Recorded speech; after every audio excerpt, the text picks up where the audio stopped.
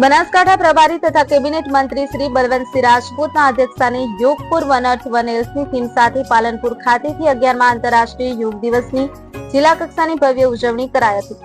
21મી જૂન એટલે યોગા દિવસ। આજે સમગ્ર વિશ્વે યોગા દિવસ તરીકે જાહેરાત કરી છે। એ નિમિત્તે આજે બનાસકાંઠાના તમામ લોકોએ, વહીવટી અધિકારીશ્રીઓએ, પદાધિકારીશ્રીઓએ અને બનાસકાંઠાની જનતાએ સમગ્ર ભેગા થઈને આજે યોગા દિવસ તરીકે ઉજવ્યો છે। દરેકને પહેલાં તો હું શુભકામનાઓ પાઠવું છું।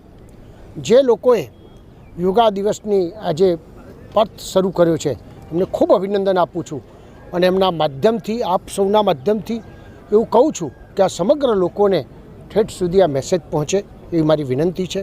આજે યોગા દિવસ એટલે ભારતની પ્રાચીન જે આપણી સંસ્કૃતિ છે, વર્ષોથી, હજારો વર્ષોથી લોકો કહી શકે એનો પતંજલિ ગુરુજીએ જે શરૂઆત કરાવી હતી અને આદરણીય પ્રધાનમંત્રી નરેન્દ્રભાઈ મોદી સાહેબે સમગ્ર વિશ્વમાં 2015થી યોગા દિવસ માટેની જે થીમ્સ હતી આપણા ભારતની, એ લોકો સમક્ષ મૂકી, લોકો એને સ્વીકારી અને આજે યોગા દિવસ તરીકે ઉજવીને કરોડો લોકો જ્યારે પોતાનું સ્વસ્થ સારું રહે એ પ્રકારની વ્યવસ્થા થઈ છે। આદરણીય મુખ્યમંત્રી ભૂપેન્દ્રભાઈ પટેલ સાહેબે આજે 313 જગાથી વધારે જગા ઉપર આવા મોટા મોટા કાર્યક્રમો થયા છે। કરોડો લોકો આમાં જોડાયા છે અને વડનગર ખાતે સમગ્ર ગુજરાતનું આજે આદરણીય પ્રધાનમંત્રી નરેન્દ્ર મોદી સાહેબની જે જન્મભૂમિ છે ત્યાંથી આજે ગુજરાત વિશ્વ લેવલે ગિનિસ બુકમાં સ્થાપના થાય એ પ્રકારની વ્યવસ્થા કરી છે। તો યોગા દિવસે બધાને ખૂબ શુભકામનાઓ પાઠવું છું।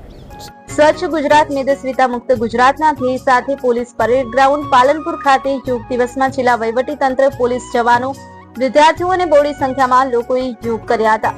ગુજરાત રાજ્ય યોગ બોર્ડ અને બનાસકાંઠા વહીવટી તંત્રના સંયુક્ત ઉપક્રમે આયોજિત કાર્યક્રમમાં વહેલી સવારથી લોકો યોગમાં જોડાયા હતા। જિલ્લા કક્ષાની ઉજવણીમાં પાલનપુર ધારાસભ્ય અનિકેતભાઈ ઠાકુર તથા ડીસા ધારાસભ્ય પ્રવીણભાઈ માળી, જિલ્લા કલેક્ટર મિહિર પટેલ, જિલ્લા પોલીસ અધિક્ષક અક્ષરાજ મકવાણા, અધિક કલેક્ટર સીપી પટેલ, પાલનપુર પ્રાંત અધિકારી કમલ ચૌધરી સહિત સંબંધિત અધિકારીઓ, પોલીસ જવાનો, વિદ્યાર્થીઓ અને બહોળી સંખ્યામાં લોકો ઉપસ્થિત રહ્યા હતા। नीरज बोडाना, जी एक्सप्रेस न्यूज बनास।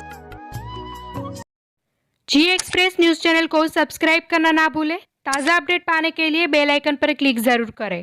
हर न्यूज़ को लाइक करें।